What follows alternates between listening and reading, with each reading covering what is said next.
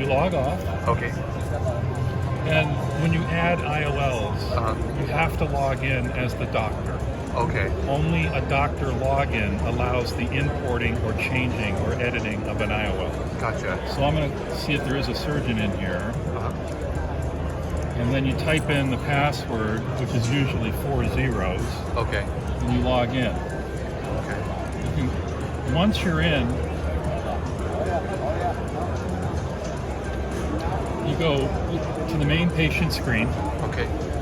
Up here is a wrench, which is basically your settings or preferences. Okay. You click on the wrench. Third one down, advanced settings. Okay. To the right, IOL management. Okay. Select it. If you are importing from a USB stick, at this point you put the USB stick in the IOL master. Okay. Then you push the Start IOL Import button. Okay. And you will see a screen will pop, and in the title bar you will see the name of the file on the USB stick. Okay. And underneath you'll see an icon of the USB stick. Okay. You click on that little icon that would show here, Okay. and that will unghost the select button. You hit select, then you'll see a screen that will say, do you agree to all the terms and conditions? Sure. Yes. And on the left side, you'll see all the IOLs. Okay. By manufacturer, you select, let's say, Alcon, and import all. Okay. Basically, to import 486 lenses, or you can one at a time, or by manufacturer, all at a time. Okay. And that's it. I think somebody has done that before. Specifically, I want a certain way that my IR choice printouts look. So on each page we have 4 selections, and I have 8 lenses that I... Okay, so let me show you how that works. Okay, thanks. So the one thing that you need to know about the layout is that when an operator or a surgeon or a doctor logs in, like if I come to operator, when I log in as an operator and I set my screen, it will remember how I set my screen based on my login. Okay. So think of it like remembering your footsteps. Sure. And however you leave it the last time you used it is how you find it the next time you log in. Okay. So if you want a certain order of lens 1, 2, 3, 4, 5, if I set it 1, 2, 3, 4, 5, it'll always remember that. Okay. But if somebody changes it, it goes to the whatever the change was, based on the login. Okay. So for that reason, sometimes a good way to use this is to have the doctor's name as the login, because he has his own profile in order. Okay. So I'm going to go to, let's say, this patient, and I'm going to go to IOL Calc, and you'll notice that there's this garbage can. Yeah. So all I need to do is once I've added the lenses, I select, let's say, a spherical. Now, unfortunately, we don't have a lot of lenses in the test database here. That's okay. But I select a test spherical. Sure. So that could be the Alcon SNW60 or whatever, okay? And then I can add another lens using TK as the calculation method on a toric, and then the manufacturer test toric, and when I calculate, so in this one it's saying I didn't specify what type of, whether I want to use K or TK, so what I'm going to do is I'm going to push this button and calculate.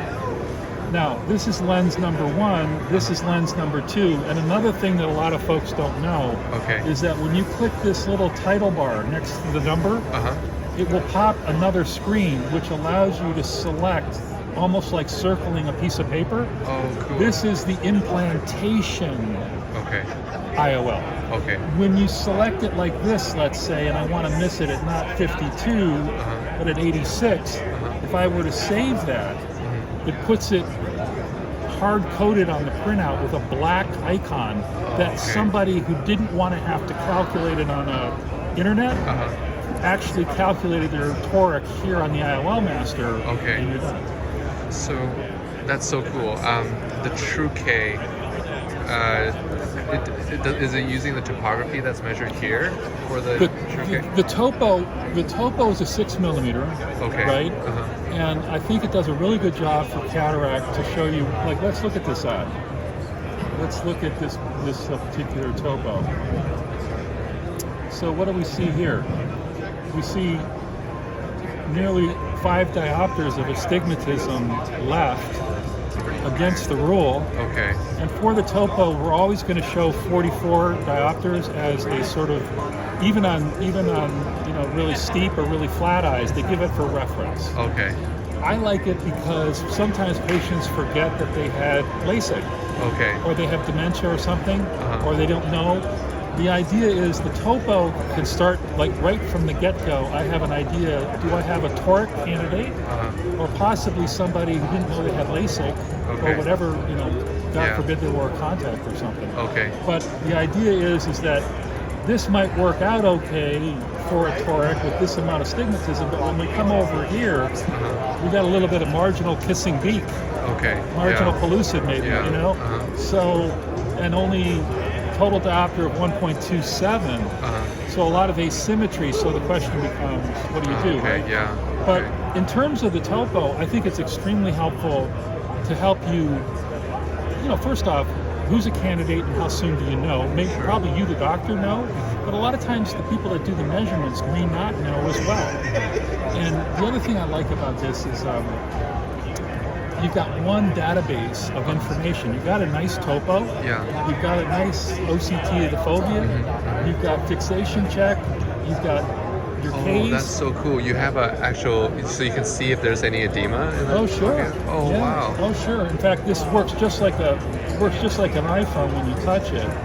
Oh my gosh, that's so it blows up, right? Yeah.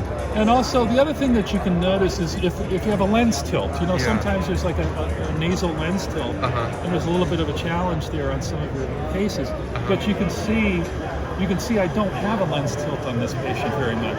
Okay. And so, again, it does the pachymetry, it does the ACD, it does the AQD, it does the lens thickness, it does all the axial length measurements. So and then good. what's nice is you can really do, like I have seen on some cases where there's traction, a hole, fluid. Oh, okay. Wow. And it's kind of your last look. Yeah. You probably did an OCT, but I had a case, honest goodness, where they had done an OCT like 3 months, and the patient had canceled their exams, like follow-ups. Yeah. They came in for biometry. Oh, wow. Okay. And then they go, oh, well, it's no special lens. Yeah. Oh, sorry. Let's hold on. Right? Yeah. So, Thank you. Yeah, but that's how you add. So TrueCase, like you would use TrueCase if it's post-refractive. My sense is this. Yeah. I think Barrett has a formula. Yeah. Online. Using TK on this instrument for toric calculation, using the actual measurements from the IOL master, that will really help you with torics. Okay. Right? Okay. To the extent that I'm hearing from some surgeons that always use Aura, let's say, 3 years ago. Yeah. I begin to hear a little bit more that for torics, they're pretty happy to not use it because they get really good rotation. They know what they're dealing with, right? Oh, okay. So for the toric, the TK piece and the calculation is all here on the instrument. Okay. So there's no online calculator. You don't have to worry about data entry error. Okay. Right? So I'm not going to recheck on a topography and enter on the online. And then for the spherical lenses, I think you could calculate them based on K or TK, depending on what you're happy with. If you want to use the Holiday 2 or you want to use Barrett, Barrett, obviously Barrett, too. Yeah. Most everyone I'm talking to seems to be using Barrett or migrating to Barrett across the board. Cool. And then the only thing that Barrett doesn't have yet on the IOL Master, he does not have toric post LASIK yet. Okay. He has myopic post LASIK, but spherical only. Okay. No toric calculation for an IOL. Okay. So if you have a patient post LASIK that maybe would be something, you know, I always scratch my head on that one because you would think that LASIK would remove the cylinder, but I guess back in the year, 20 years ago, I guess it didn't. Oh, okay. I had a case. They had 1.9 diopters of cylinder in their left eye, and they were 20 years post LASIK. Okay. And I thought, and the other eye was only a quarter of a diopter. Yeah. And I thought, well, how did this eye morph into 1.9? And I guess maybe the laser, or back in the day, or the blinking of the eye. Or eye rubbing, who knows? Yeah. But thank you so much for this.